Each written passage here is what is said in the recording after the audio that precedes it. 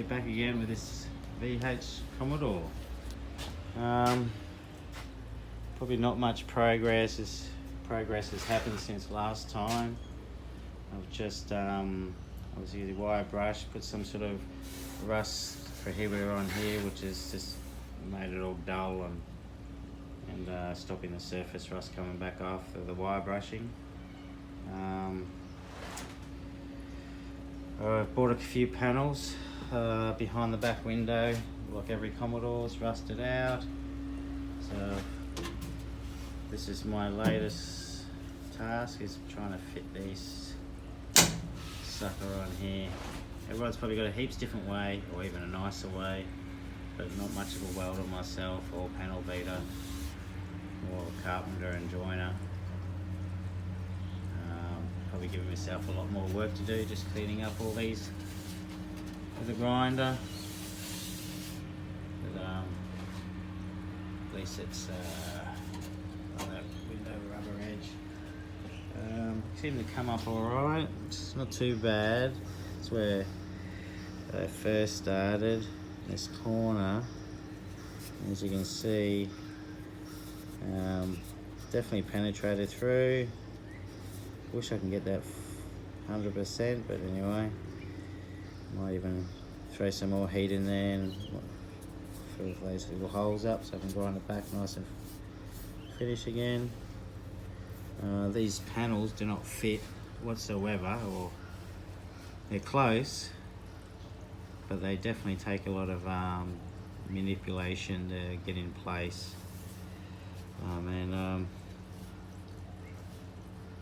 Yeah, I think if you didn't have any joinery experience at least, or any metal fabrication experience, I wouldn't bother trying to get this put on. I'd probably wait and just get the panel beater to put this on when he's straightening the car, because it's probably going to be a neater, easier job for himself, less of a brain fuck for yourself. But at least it's on there now, almost. Got a few welds, boot light, tidy up. Underneath here, it's got to get all wire brushed. As you can see, I'll treat that, and then I'll paint all that up. Just in case anyone's wondering where I cut this panel off, you can see there's this here. Can you see that? You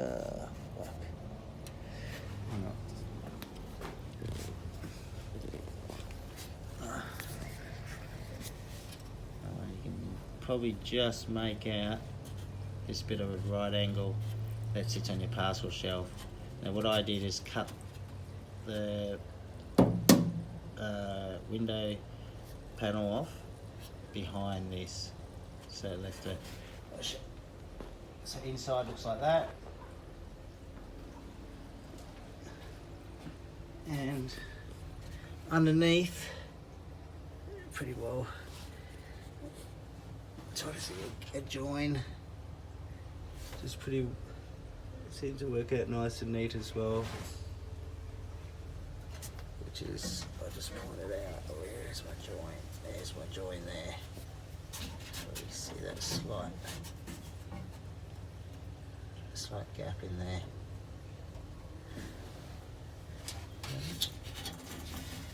Oh yeah.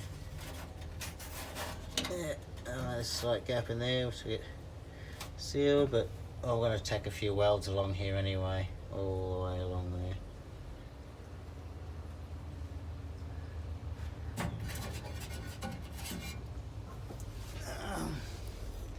Happy with that though, to be honest with you. I'm not finished yet, but definitely a lot better. Got another one in the boot. See, I've sort of marked out around here, across here. I thought this might be these. I obviously trim back a bit of this. I'm thinking this is probably the easiest for me to put in. I'm not sure if I'm going to just butt it. Yeah, I think I'll butt this up to the old floor, the new piece, and just weld along here. Tack, tack, tack, tack, tack, tack, and then eventually weld it all off. Then grind it all off. And this where it comes here, I'm just going to cut it off here, remove the seam sealer, and hide the top edge underneath the seam sealer. Coming back to here. Rather than try to remove the whole boot. That just seems, oops, seems a bit unnecessary because the boot's really, it's only got like, this will definitely, it's just like surface rust. I think that's about it for there. This side was the worst. I'm obviously going to grind all these off. I run out of blades, so from a little grinder sits in there. But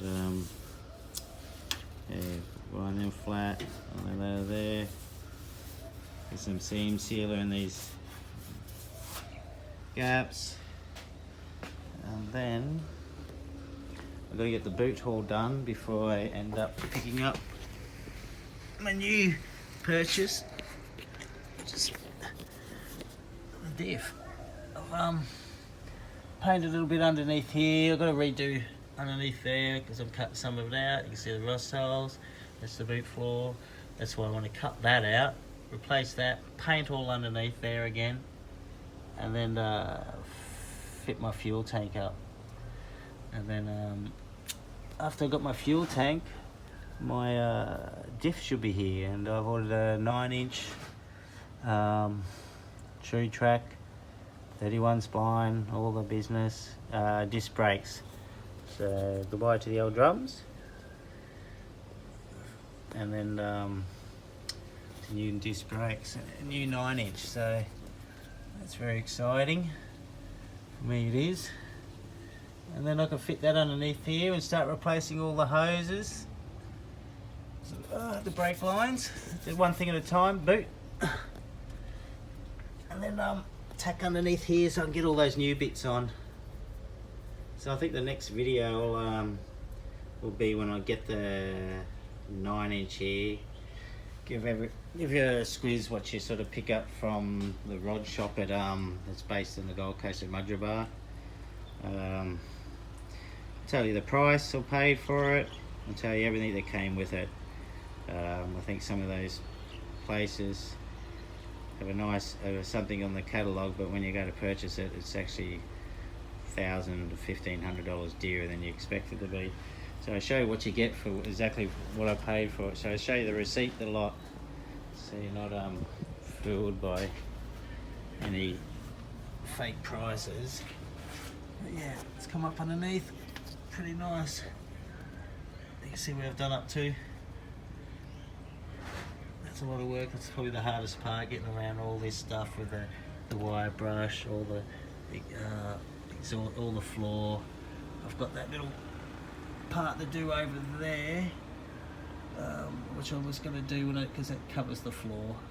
So when I cut my floor out, then I'll grind all that up, wire brush that up and paint all that with the rest. But otherwise, I think got all the time in the world, so I might as well use it on this because it's it's just a hobby, a little project, keep myself busy. Yeah, I think I should, as I said, receive the 9-inch about another two weeks away. And in the meantime, I'll order the new shocks for the back and anything else I might need just to get that diff tidied up. Might be another set of arms.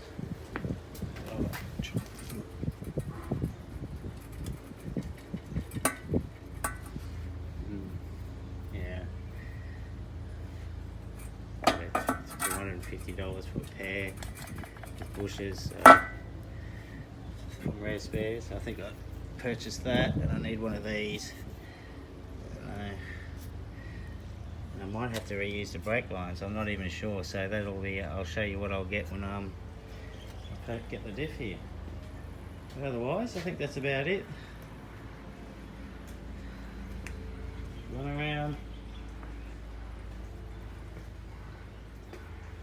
Well, I brushed it and that's a bit dulled off because of the rust prohibitor I put on there. And then got myself a new compressor. Don't know if this one's going to be big enough to do the painting. All I want to do is spray the primers on with this. Hopefully it'll be sufficient enough. I've got it's a 3 horsepower 50 litre tank. Seems to be pretty good on all the power tools, all the air tools so far. So who's to say? But otherwise, I think that's about it. I think the next video is when I get the diff here, and as I said, I'll run through all those bits and pieces for you, so you know if you're doing it yourself what it's going to cost, especially if you live on the Gold Coast rather than down Newcastle way, where you're most likely to be grabbing your parts from Castlemaine Rod Shop. But alright, see you on the next video.